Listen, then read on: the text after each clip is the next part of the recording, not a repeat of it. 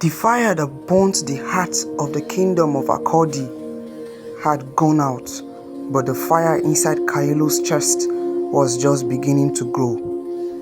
He was only a boy, alone in a world that had become cold and grey.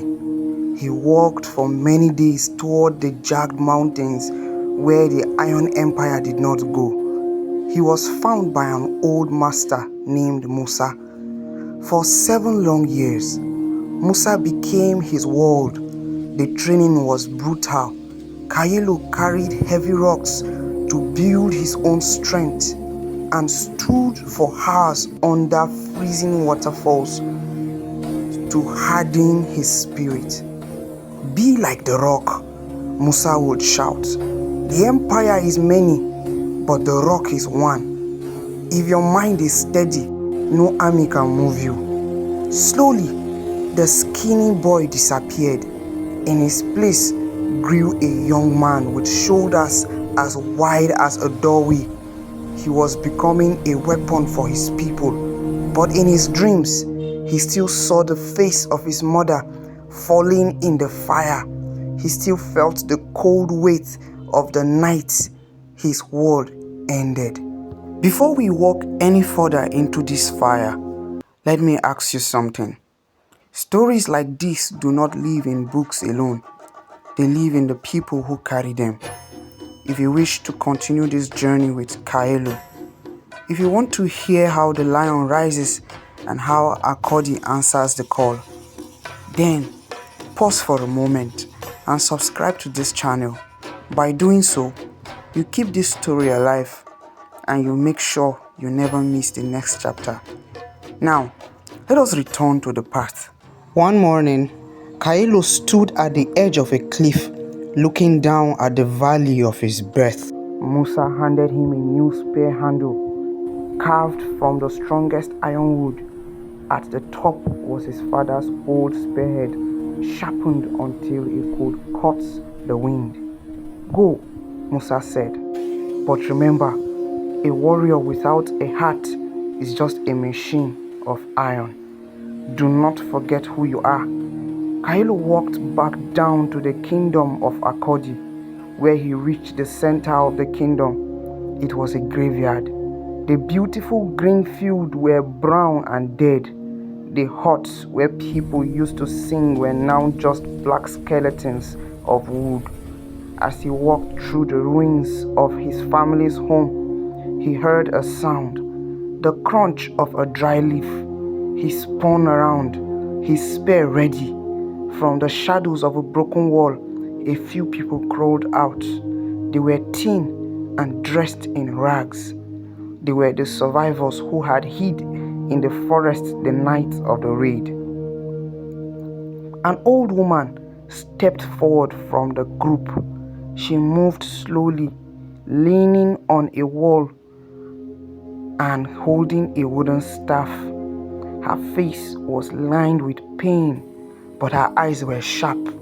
She looked at the giant young man standing in the dust, and then her gaze fell upon the spear in his hand. Her breath hitched. "That spear," she whispered. Kaelo froze. That voice, it was a voice he had heard in his dreams every night for 7 years. He lowered his weapon, his heart hammering against his ribs like a trapped bird. "Mother?" he gasped. It couldn't be. He had seen her fall. He had seen the arrow strike her. The woman stumbled forward, her eyes filling with tears. "Kaelo? My little lion?" Kaelo dropped his spear into the dirt and rushed to her. He caught her in his arms, weeping like the boy he used to be. She was alive. He told him through her tears that the arrow had not reached her heart. A kind neighbor had seen her fall, and while the smoke was thick, he dragged her body into the tall grass and then to a hidden cave. She had survived on roots and hope, waiting for a day she wasn't even sure would come. For Kaelo, the world stopped. The anger that had fueled him for years melted into a deep, shaking love. He wasn't just a ghost of Akodi anymore. He was a son who had his mother back. The reunion gave Kaelo a new kind of strength. His mother told him of the men who had escaped the empire's mines and the kingdoms that were falling to the north. She told him that the people were waiting for a leader, not just a killer, but a king. Kaelo looked at his mother's scared hands and then at the broken kingdom around him. "No more hiding," Kaelo said, his voice deep and strong like the thunder. "We are going to stop running.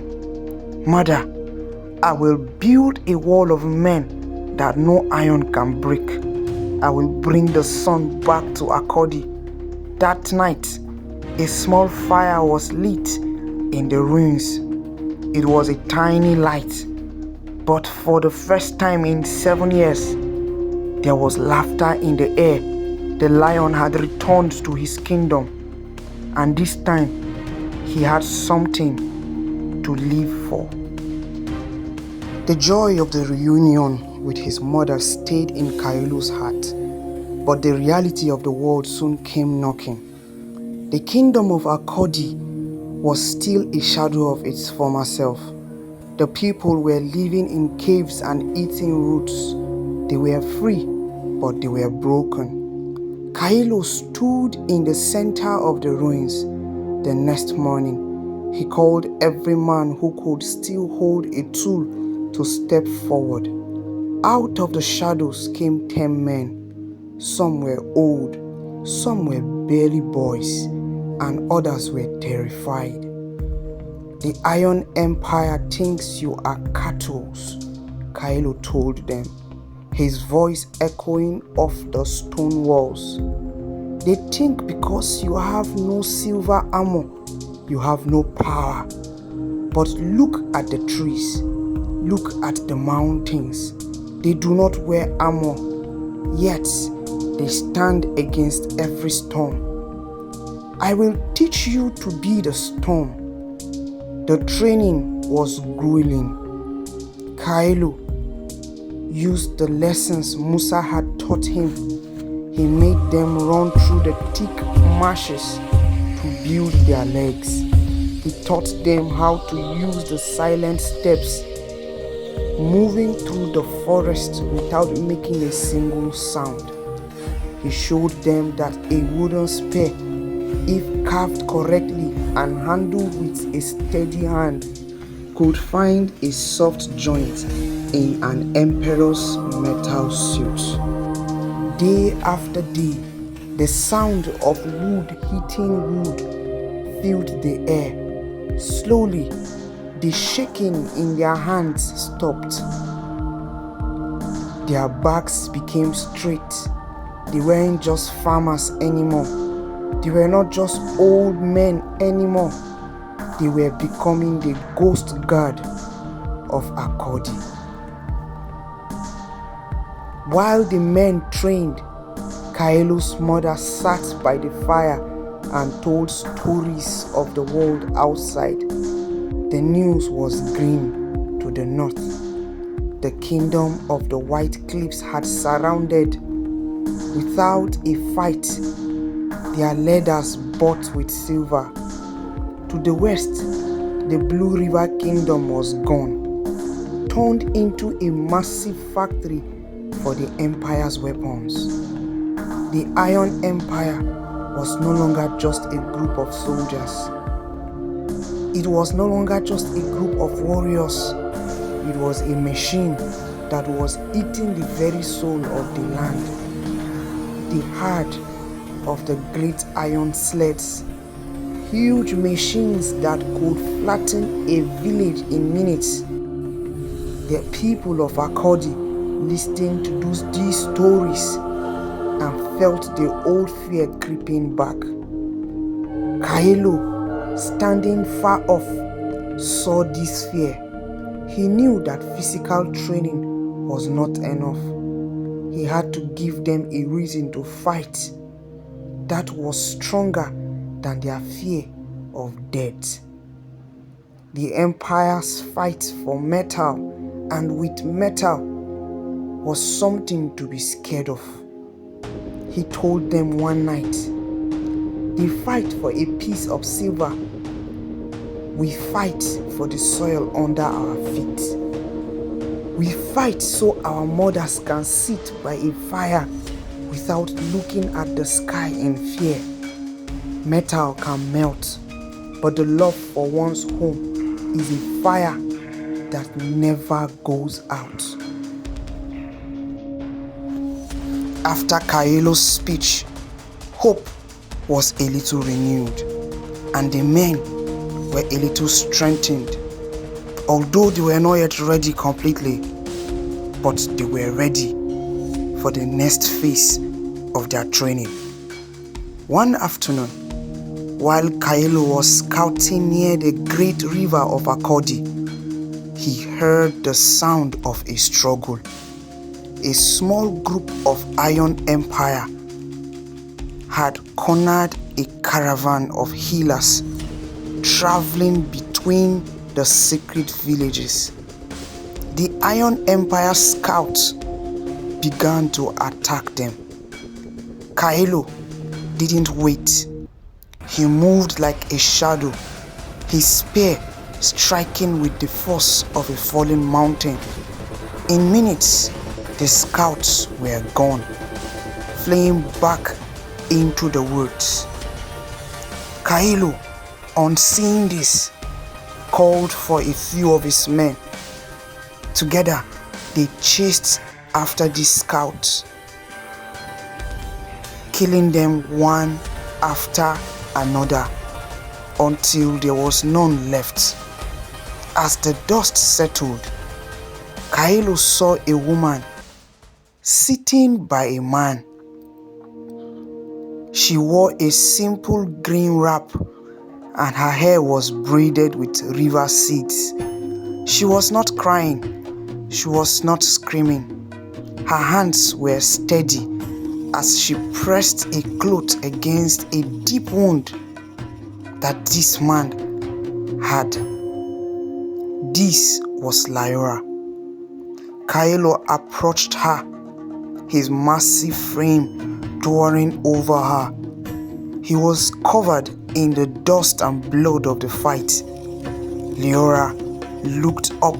Her eyes were not filled with the hero worship of the villagers, nor the fear of the enemy. She looked at Kaelo with a deep, quiet wisdom. "You look strong, and you are indeed strong. You are the lion everyone whispers about," she said softly. "I am the general of Akodi," Kaelo replied, his voice gruff. Lyra stood up, wiping the blood from her hands on the clean clothes.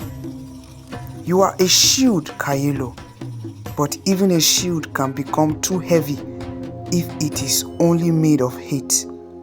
You have saved my people and myself today, but look at your eyes.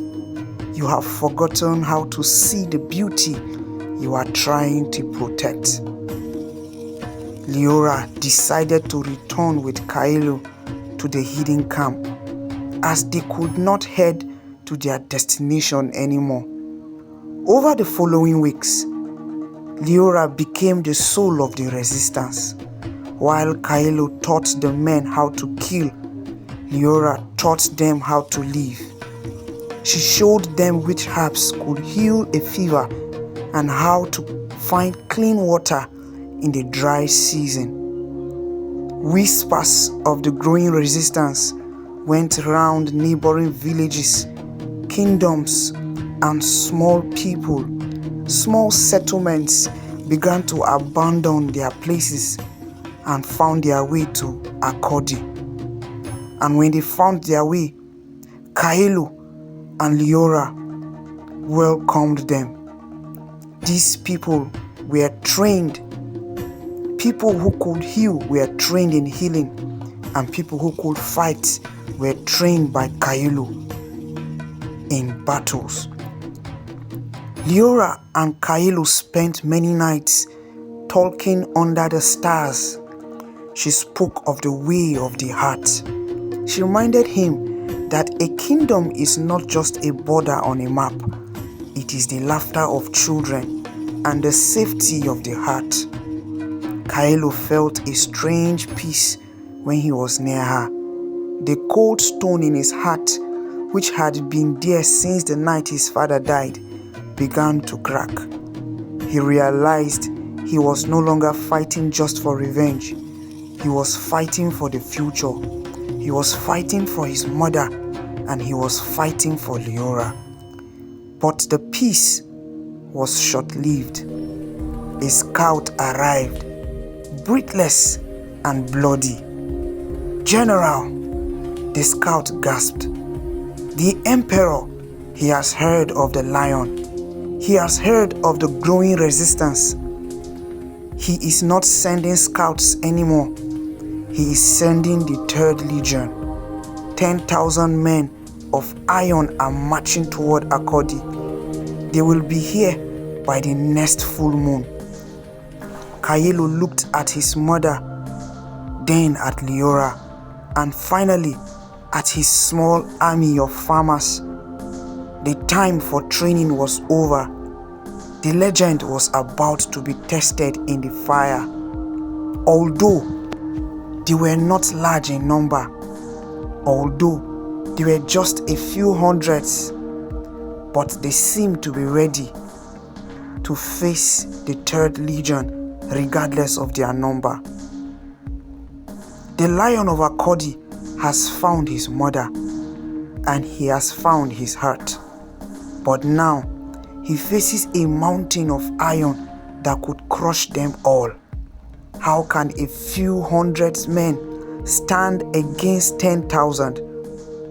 Subscribe to the channel and hit the notification bell so you don't miss episode 3, the Battle of the Red Pass. The war for Akodi is here, and the world will never be the same. Join us in our cycle and let the tale continue.